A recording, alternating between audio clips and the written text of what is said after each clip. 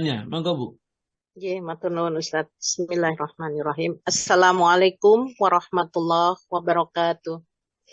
Waalaikumsalam warahmatullahi wabarakatuh. A'udzu billahi minasy syaithanir rajim. Bismillahirrahmanirrahim. فَأَمَّا مَنْ أُوتِيَ كِتَابَهُ بِيَمِينِهِ فَيَقُولُ هَاؤُمُ اقْرَءُوا كِتَابِيَهْ إِنِّي ظَنَنتُ أَنِّي مُلَاقٍ حِسَابِيَهْ فَهُوَ فِي عِيشَةٍ رَاضِيَةٍ فِي جَنَّةٍ عَالِيَةٍ قُطُوفُهَا دَانِيَةٌ كُلُوا وَاشْرَبُوا هَنِيئًا بِمَا أَسْلَفْتُمْ فِي الْأَيَّامِ الْخَالِيَةِ وَأَمَّا مَنْ أُوتِيَ كِتَابَهُ بِشِمَالِهِ فَيَقُولُ يَا لَيْتَنِي لَمْ أُوتَ كِتَابِيَهْ وَلَمْ أَدْرِ مَا حِسَابِيَهْ يَا لَيْتَهَا كَانَتِ الْقَاضِيَةَ مَا أَغْنَى عَنِّي مَالِيَهْ هَلَكَ عَنِّي سُلْطَانِيَهْ خُذُوهُ فَغُلُّوهُ ثُمَّ الْجَحِيمَ صَلُّوهُ ثُمَّ فِي سِلْسِلَةٍ ذَرْعُهَا 70 ذِرَاعًا فَاسْلُكُوهُ إِنَّهُ كَانَ لَا يُؤْمِنُ بِاللَّهِ الْعَظِيمِ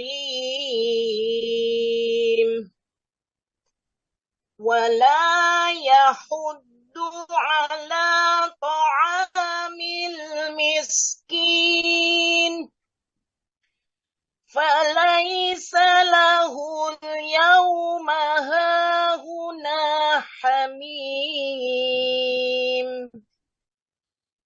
وَلَا طَعَامٌ إِلَّا مِنْ غِسْلِينٍ لَا يَأْكُلُهُ إِلَّا الْخَاطِئُونَ فَلَا أُقْسِمُ بِمَا تُبْصِرُونَ وَمَا لَا تُبْصِرُونَ Iya. Sadaqallahul azim. Terjemahan surat Al-Haqqah, surat ke-69 ayat 19 sampai dengan ayat 39. Al-Haqqah yang artinya keadaan yang sebenarnya. Adapun orang yang kitabnya diberikan di tangan kanannya, maka dia berkata, ambillah, bacalah kitabmu ini. Sesungguhnya aku yakin bahwa suatu saat aku akan menerima perhitungan terhadap diriku. Maka orang itu berada dalam kehidupan yang diridhoi, dalam surga yang tinggi. Buah-buahannya dekat. Kepada mereka dikatakan, makan dan minumlah dengan nikmat, karena amal yang telah kamu kerjakan pada hari-hari yang telah lalu.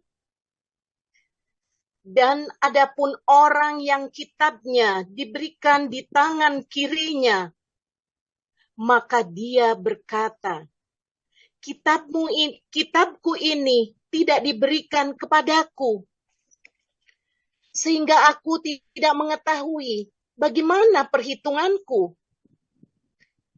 Wahai, kiranya kematian, itulah yang menyudahi segala sesuatu. Hartaku sama sekali tidak berguna bagiku. Kekuasaanku telah hilang dariku. Allah berfirman, tangkaplah dia, lalu belenggulah tangannya ke lehernya. Kemudian masukkanlah dia ke dalam api neraka yang menyala-nyala. Kemudian belitlah dia dengan rantai yang panjangnya 70 hasta. Sesungguhnya dialah orang yang tidak beriman kepada Allah yang maha besar.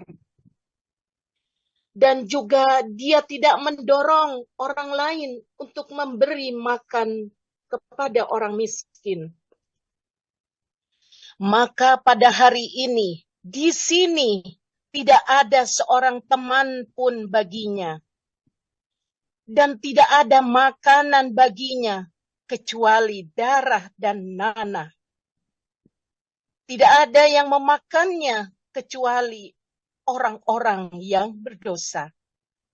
Maka aku bersumpah demi apa yang kamu lihat dan demi apa yang kamu tidak lihat. Maha benar Allah dengan segala firman-Nya dan dialah yang maha agung. Wassalamualaikum luar biasa sekali warahmatullahi ya. wabarakatuh.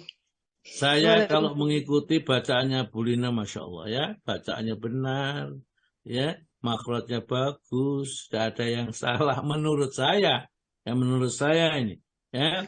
Mudah-mudahan dihafal ya Bu ya, dihafalkan ayat-ayat seperti ini betul-betul menggugah kita, ya, dari kelalaian yang panjang, tidur yang panjang, kita sehingga sadar bahwa kita akan kembali kepada Allah, dan di sanalah nanti ada dua kelompok besar yang diceritakan di dalam surat Al-Haqqah ini. Ya.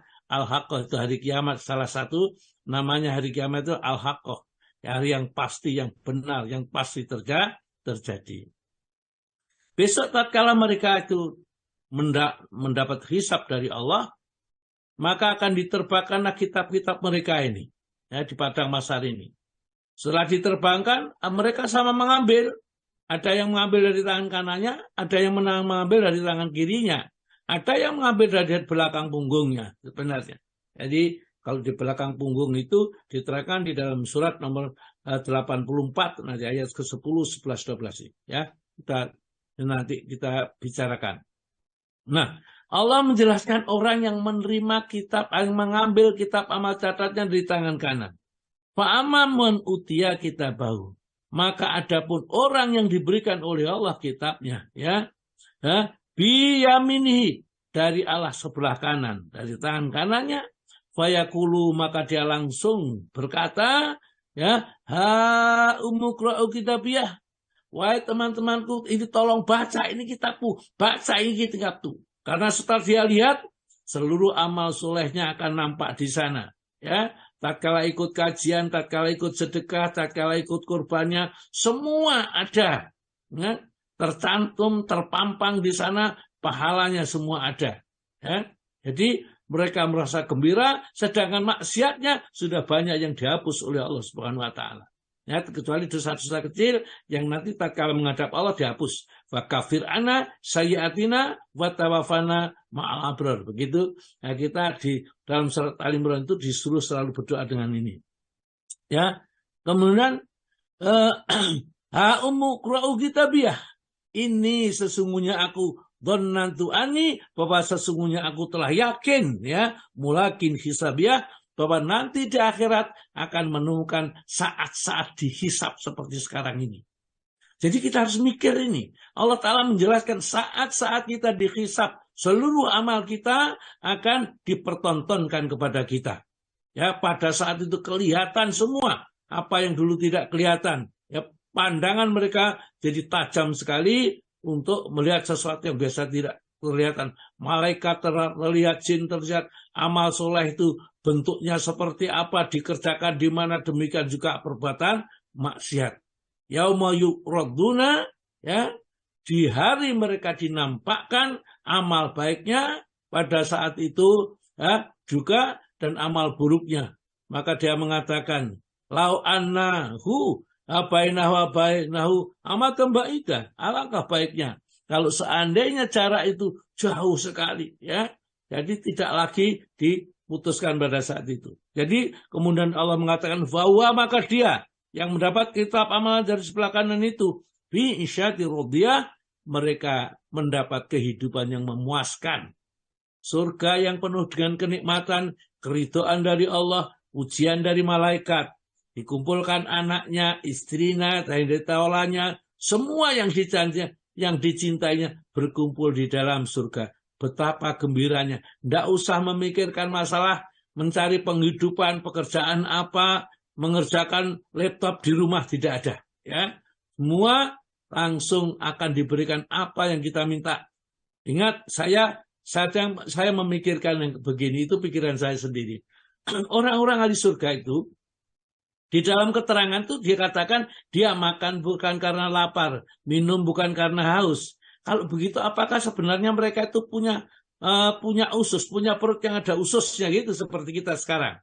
Ya, kok nggak ada kencing, itu nggak ada berak di sana? Ya, mohon maaf, buang udara saja nggak ada. Ya, kentut itu tidak ada di sana sama sekali. Ya, karena di surga suasana seperti apa ada ya seperti itu. Kalau malaikat memang jelas keterangannya, malaikat itu tidak punya usus, tidak punya perut, ya, maka tidak makan, tidak minum, ya tidak lapar.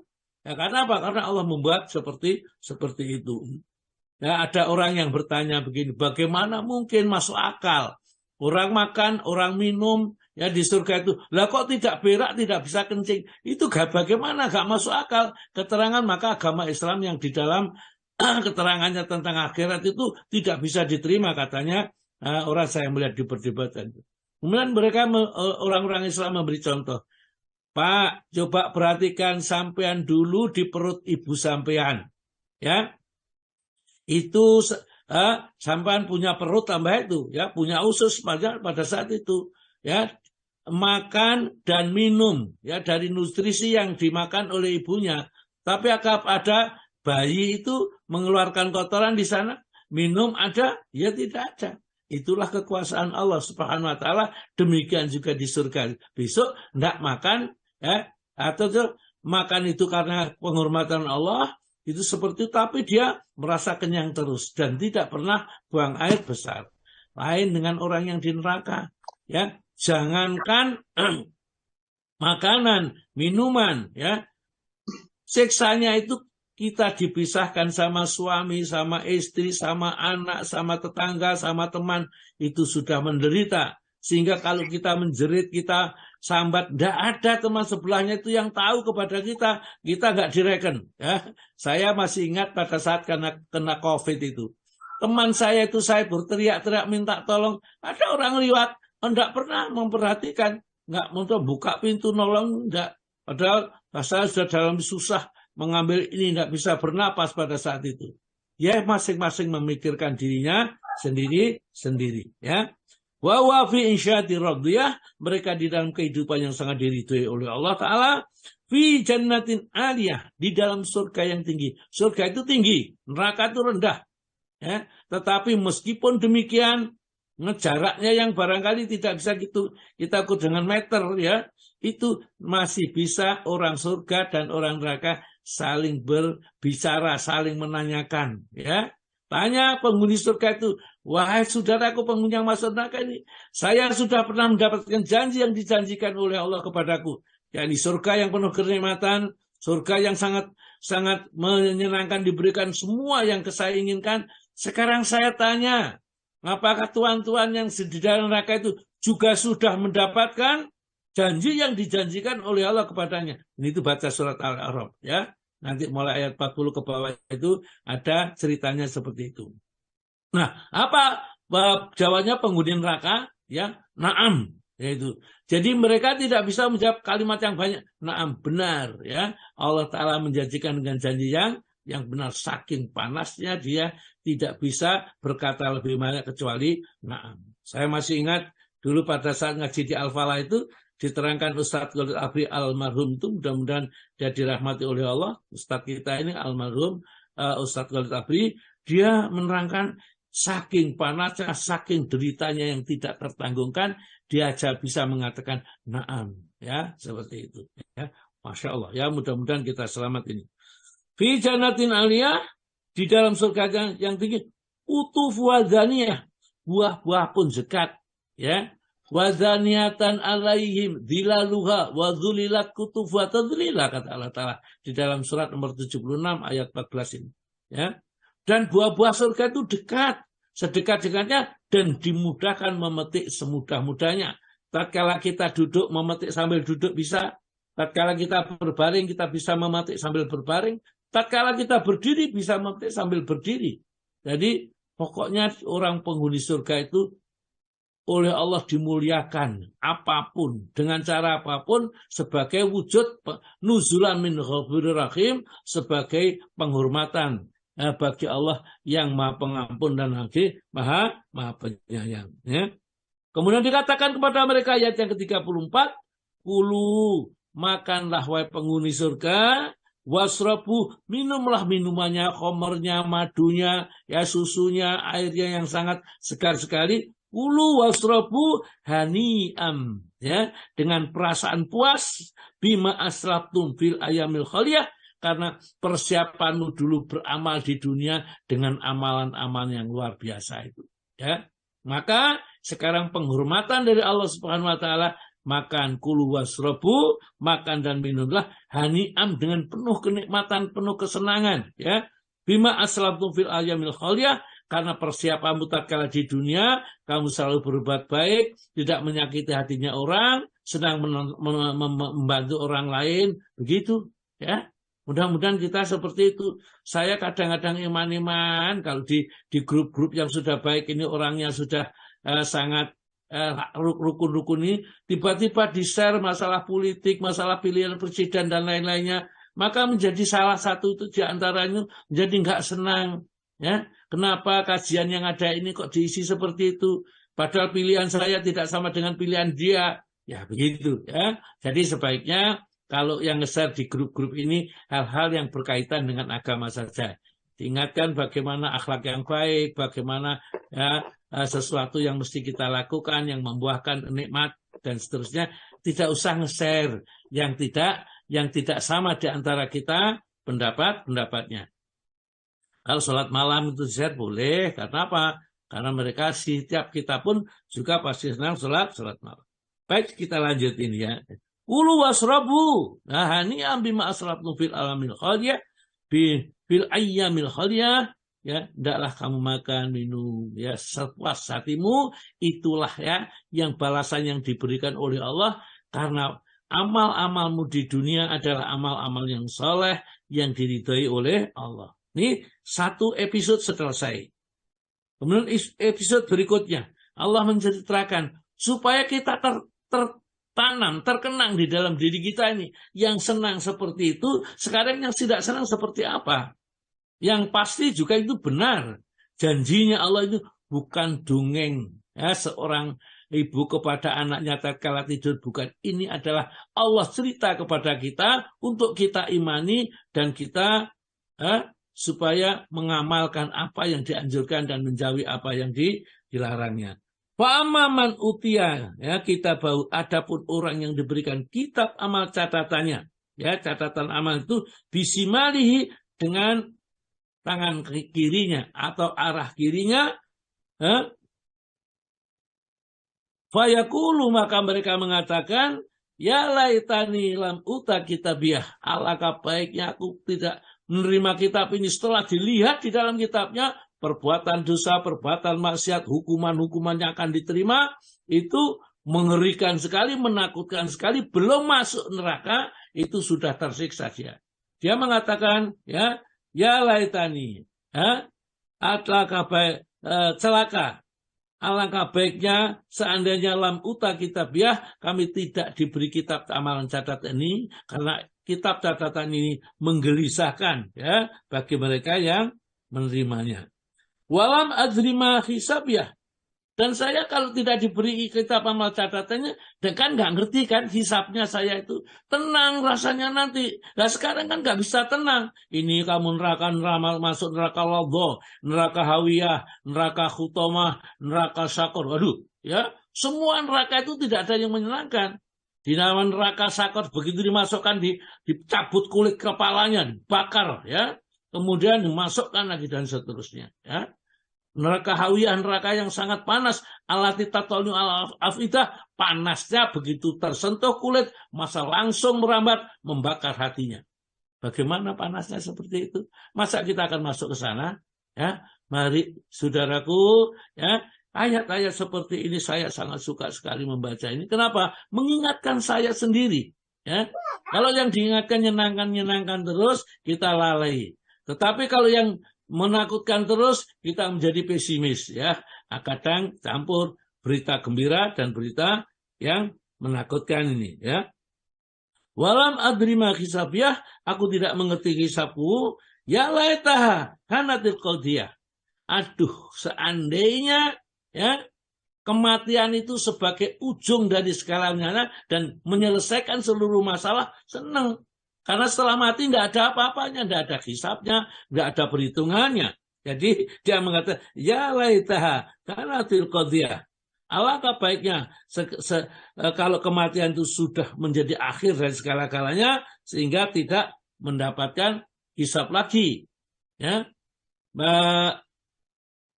di dalam surat apa itu, surat nomor An-Naba, surat yang terakhir ayat 40 itu, ya, wa yaqulu kafiruna, ya laitani ala kami kuntum turaba, kalau kami menjadi tanah.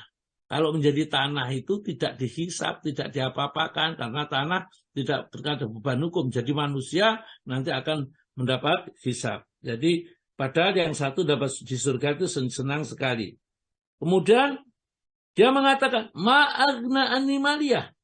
Ternyata harta yang kami kumpulkan dulu, rumah yang besar, berjumlah sekian banyaknya, kendaraan yang bagus, ya, kemudian penghormatan segala macam itu, ma'agna animaliyah, tidak ada hartanya, tidak ada harganya. Nah, harta-harta yang dikumpulkannya banyak lagi di sana, nggak ada. Maka dari itu jangan iman-iman, ya. Kalau kita tinggal mati kemudian jadi perayaan ahli waris, itu kita tidak mendapat pahala, bahkan mungkin sebaliknya. Kalau harta kita dimanfaatkan oleh ahli waris untuk berbuat maksiat, kita barangkali meninggalkan sesuatu yang tidak pas, ya. Nah itu karena harta yang kita miliki, mari kita bawa ke surga, kita bawa ke akhirat untuk menyelamatkan minimal diri kita, kalau bisa diri kita ya dan keluarga kita. Karena Allah mengingatkan, ku anfusakum wa ahlikum nar. Yang dapat menyelamatkan kita tentunya iman, ya. Dan yang kedua, harta yang dibelanjakan di jalan Allah Subhanahu wa taala.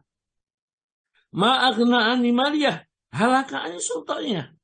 Ternyata kekuasaan dulu yang saya perebutkan lewat pilihan presiden, pilihan bupati, pilihan gubernur dan lain-lainnya itu halaka ani sultaniyah. Setelah sekarang nggak ada artinya. Orang yang jadi pemimpin itu berat sekali tanggung jawabnya.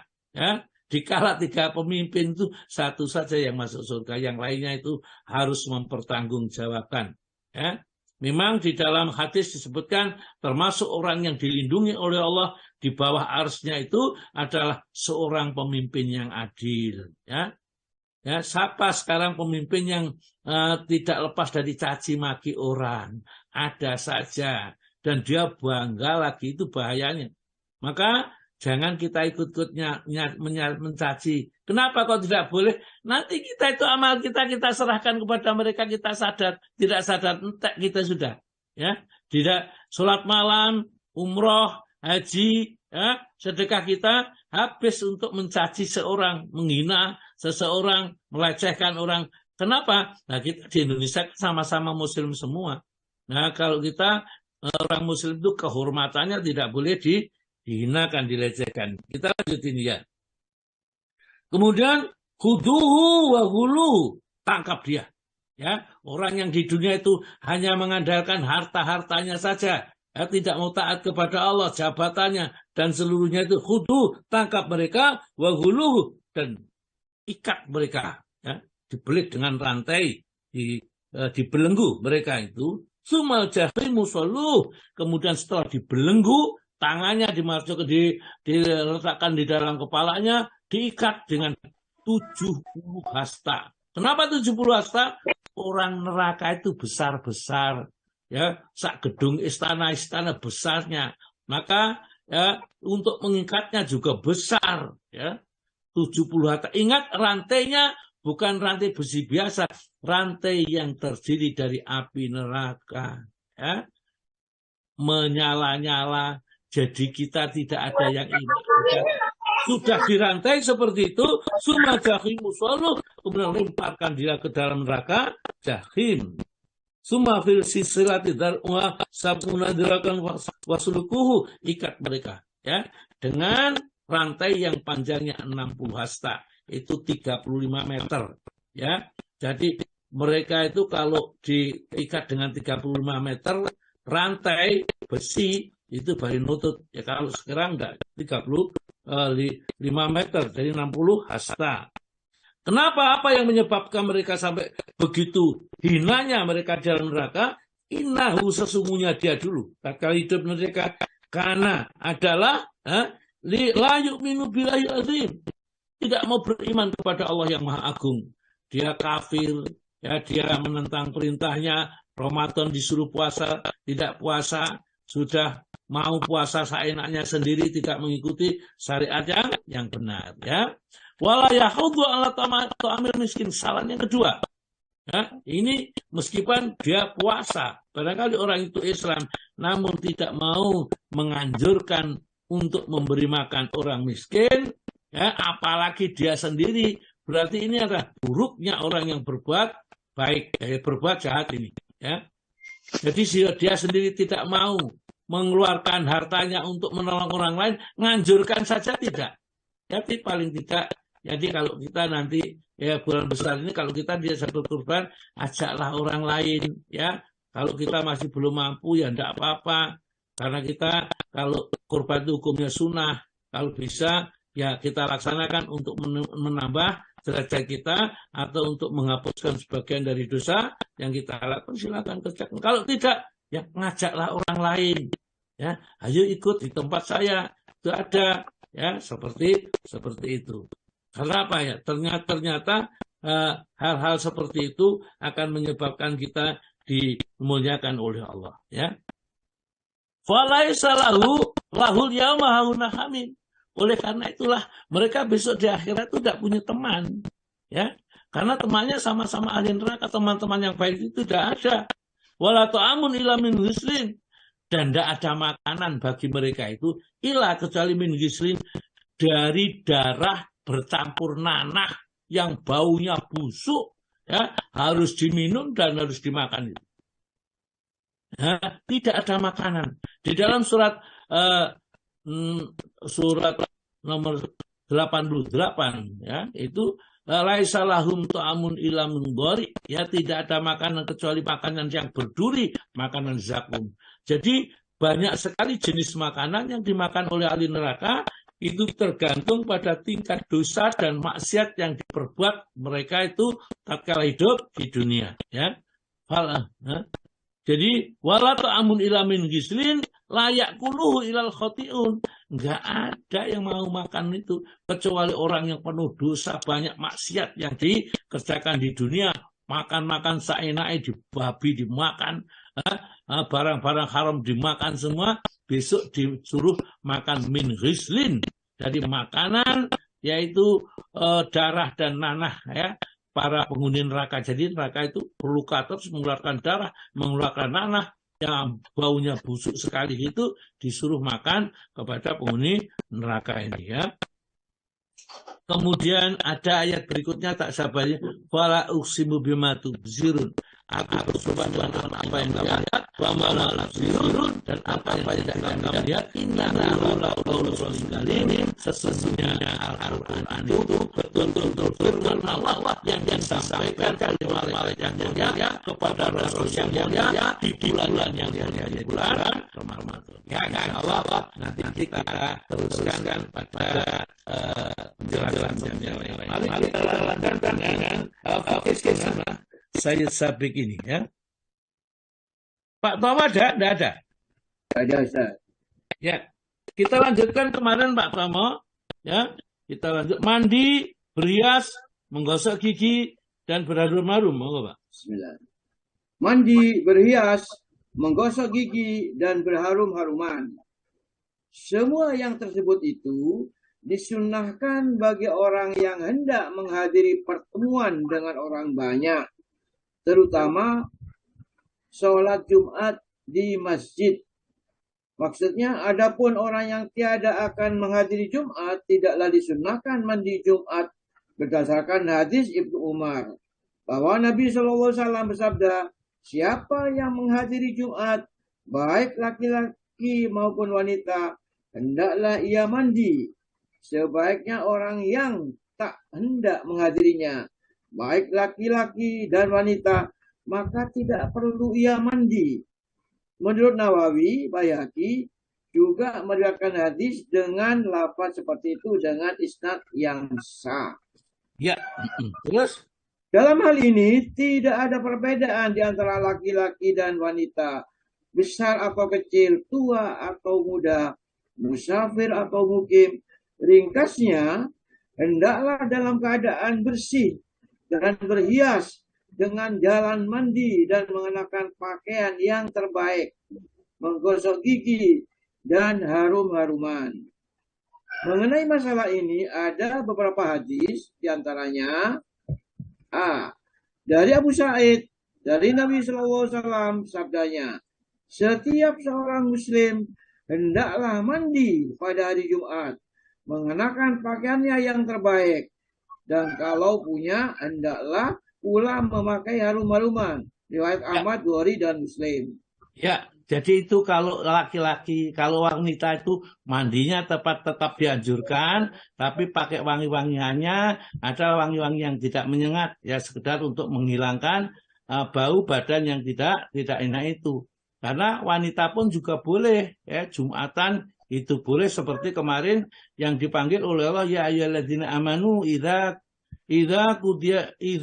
nudiya min yaumil jum'ati fas'au ila dzikrillahi wa dzarul baik. Kalau dipanggil dengan azan Jumat, maka segeralah ia mendatanginya dengan mengingat Allah, tinggalkan jual beli kemana. Laki-laki sama, hanya saja karena nanti kita masuk pada bab berikutnya, laki-laki dan wanita itu tidak wajib untuk sholat, tidak wajib untuk sholat Jumat, ya. Untuk wanita tidak wajib sholat Jumat. Terus, Pak. B. Dari Ibnu Salam, bahwa ia mendengar Nabi SAW bersabda di atas mimbar pada hari Jumat, apa salahnya bila kamu membeli sepasang pakaian lagi untuk persediaan pada hari Jumat, di samping sepasang pakaian untuk bekerja. Riwayat Abu Dawud dan Ibnu Majah.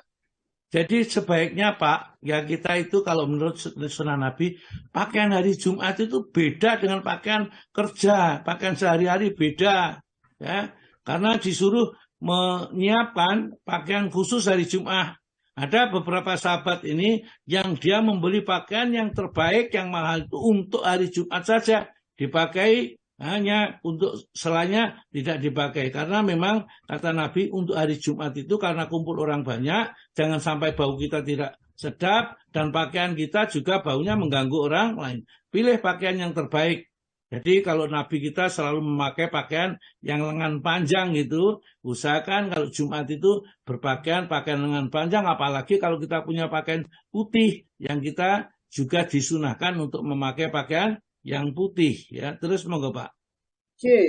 Dari Salman Al-Farisi, katanya Nabi SAW telah bersabda, tiada seorang pun yang mandi pada hari Jumat dan bersuci dengan alat-alat kebersihan yang dimilikinya, kemudian ia berminyak dan bersisir serta memakai harum-haruman, lalu ia pergi ke masjid tanpa memisahkan di antara dua orang yang telah duduk, kemudian mengerjakan sholat sunnah serta mendengarkan imam di waktu berkhutbah, melainkan akan diampuni dosa-dosanya di antara Jumat itu dengan Jumat berikutnya. Ya, jadi keutamaannya kalau pakai mandi berpakaian yang terbaik, mau datang ke Jumat nggak memisahkan, nggak ngelangkai orang tidak, ya bagaimana tempat kosong benar ditempati, kemudian dia sholat 2 rakaat, sholat tahiyatul masjid, setelah itu mendengarkan suatu khutbahnya. Kalau kita mau sholat qobliyah Jumat itu sebelum khotib naik mimbar, kita sholat berapapun terserah. Jadi bukan setelah azan. Setelah azan tidak ada sholat untuk hari Jumat. Qobliyah Jumat seperti itu tidak disunahkan karena tidak pernah dinukil dari Nabi setelah azan. Karena di zaman Nabi itu sholat Jumat itu azannya cuma satu kali, ya. Terus Pak, saya ada yang kecil di situ. Mengenai pengampunan dosa, maksudnya hanyalah dosa yang kecil-kecil saja. Berdasarkan riwayat Ibnu Majah dari Abu Hurairah, selama ia tidak mengerjakan dosa yang besar. D. Terus, Ahmad meriwayatkan dengan sanad yang sah bahwa Nabi SAW bersabda, sepatutnya lah setiap muslim itu mandi, berharum-haruman, dan menggosok gigi pada hari Jumat. Nah, itulah sebabnya sebagian ulama memberi hukum sholat Jumat itu wajib mandi, bukan sunnah. Tapi sebagian lagi mengatakan bahwa sunnah mu'akadah, sunnah yang sangat dianjurkan, karena mau berkumpul dengan orang itu memang diusahakan kita mandi. Kenapa kok menjadi sunnah? Karena suatu saat Utsman bin Affan itu setelah kerja itu begitu mendengar adzan langsung masuk masjid, ya, kemudian sholat pada saat itu yang berkhutbah adalah Umar bin Khattab. Kemudian ditanyakan, loh, wahai Umar, wahai Utsman, kamu tadi baru kerja, ya, langsung sini, ya, wahai Amirul Mukminin, dan kamu tidak mandi, ya, kami tidak sempat mandi. Kemudian dibiarkan saja, kemudian tidak disuruh pulang untuk mandi, menunjukkan bahwa mandi itu hukumnya sunnah, jadi tidak wajib, karena sholatnya Utsman bin Affan yang tidak mandi, ya, dulu itu sah juga dan tidak lagi ditegur. Berarti kedua sahabat itu mengerti bahwa hukumnya adalah sunnah, bukan wajib. Terus Pak. Tabrani dalam Al-Awsat dan Al-Kabir meriwayatkan dengan sanad dan perawi-perawinya dapat dipercaya dari Abu Hurairah bahwa Nabi SAW pada salah satu Jumat pernah bersabda, wahai kaum muslimin, inilah suatu hari yang dijadikan Allah untukmu sebagai hari raya. Dari itu hendaklah kamu mandi serta menggosok gigi. Iya, jadi gini, ya, alhamdulillah ternyata memang Jumat itu masalahnya banyak. Maka dari itu nanti tidak bisa kita terangkan secara satu kali saja, apalagi kita menerangkan ini, menerangkan juga Quran, juga barangkali hadis, hikmah-hikmah dan yang lain. Baiklah, saya kira sampai kini sudah jam 7:01. Ini kita akhiri dulu sementara nanti kita lanjutkan untuk pertemuan hari Senin yang akan